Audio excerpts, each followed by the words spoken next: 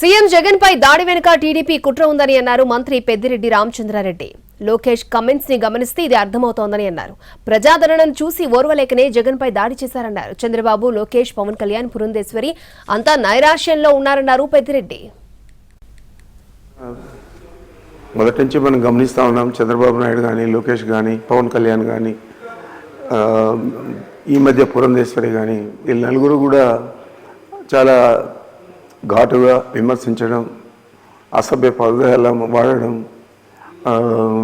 నైరాస్యంతో మాట్లాడినట్లే కనపడుతుంది. దానికి తోడు ఈ సిద్ధం సభలు విజయవంతం కావడం, ఆ తర్వాత ఈ బస్ యాత్ర సభలని కూడా విజయవంతం కావడం, ఈ ఓర్వలేని తనం ఎక్కువగా ఈ రాజకీయ పార్టీలు ఏదైతే కూటమిగా ఏర్పడినాయో వాళ్ళలో కనపడుతూ ఉంది. మొదటి నుంచి కూడా మేము కొద్దిగా జాగ్రత్తలు తీసుకుంటూ ఉన్నాము. జగన్మోహన్ రెడ్డి గారి విషయంలో బస్ యాత్రలో కానీ, అంతకుముందు సిద్ధం సభల్లో కానీ తగిన సెక్యూరిటీ జాగ్రత్తలన్నీ కూడా తీసుకున్నాం. అయినా కూడా ఇది అనుకోని సంఘటన. ఇది ఎందుకంటే వాళ్ళ మాటల్లోనే వాళ్ళకు నైరాస్యం కనపడుతూ ఉంది. ద్వేషపూరితంగా మాట్లాడుతూ ఉన్నారు. అనరాని మాటలన్నీ కూడా అంటున్నారు. రాజకీయ విలువలు లేకుండా మాట్లాడుతూ ఉన్నారు. మరి వారు ఇది కుట్రపూరితంగా చేశారని నేను భావిస్తాను.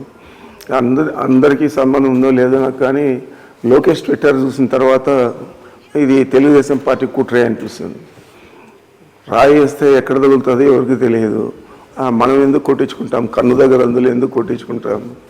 ఇది తప్పనిసరిగా వాళ్ళు ఈ నేరం నుంచి తప్పించుకోవాలని దీన్ని లైట్గా తీసుకోవాలి ప్రజలందరూ కూడా అని చెప్పి 2019లో కోడికత్తి, 2024 రాయి అని చెప్పి మాట్లాడడం సబబుగా. నిజానిజాలు తేలిన తర్వాత ఎవరు బాధ్యులో తెలుస్తుంది.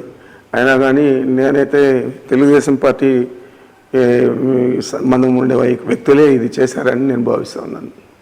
మనకందరికీ తెలిసిందే, పాదయాత్ర జరిగేటప్పుడు నేను కృష్ణా జిల్లా ఇన్ఛార్జ్ ఉన్నాను.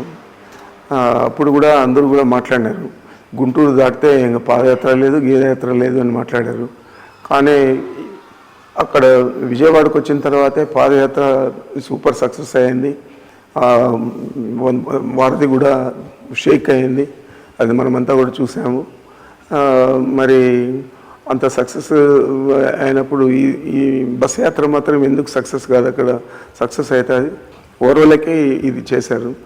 మరి ఏ విధంగా దీన్ని చూడాలో అన్ని నిజాలు తేలిన తర్వాత వాస్తవాలు బయటకు వస్తాయి. ఇంకా చెప్పాలంటే లోకేష్ చెప్పిన మాట ఆయనకే వర్తిస్తే ఆ స్కూల్ దగ్గర నుంచినే అక్కడ ఆయన ఒక వెహికల్ మీద నిల్చుకొని రాయితో కొట్టించుకుంటే అది ఎక్కడ పడుతుందో తెలుస్తుంది. రాయితో కొట్టితే కూడా అది కావాలనే చేశారంటే మరి ఇంత నీచంగా మాట్లాడుతూ ఉన్నారంటే నాకు చాలా దురదృష్టకరం అనిపిస్తుంది.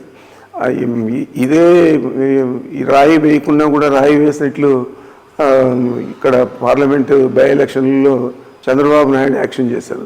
అట్లా ఆ విధంగా యాక్షన్ చేసేది జగన్మోహన్ రెడ్డి గారికి తెలియదు.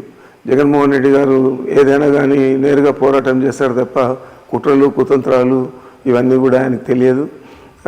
అందుకే నిన్న దెబ్బ తగిలినా కూడా నిలకుండా పాదయాత్ర రాత్రి శిబిరం దాకా వెళ్ళాడు.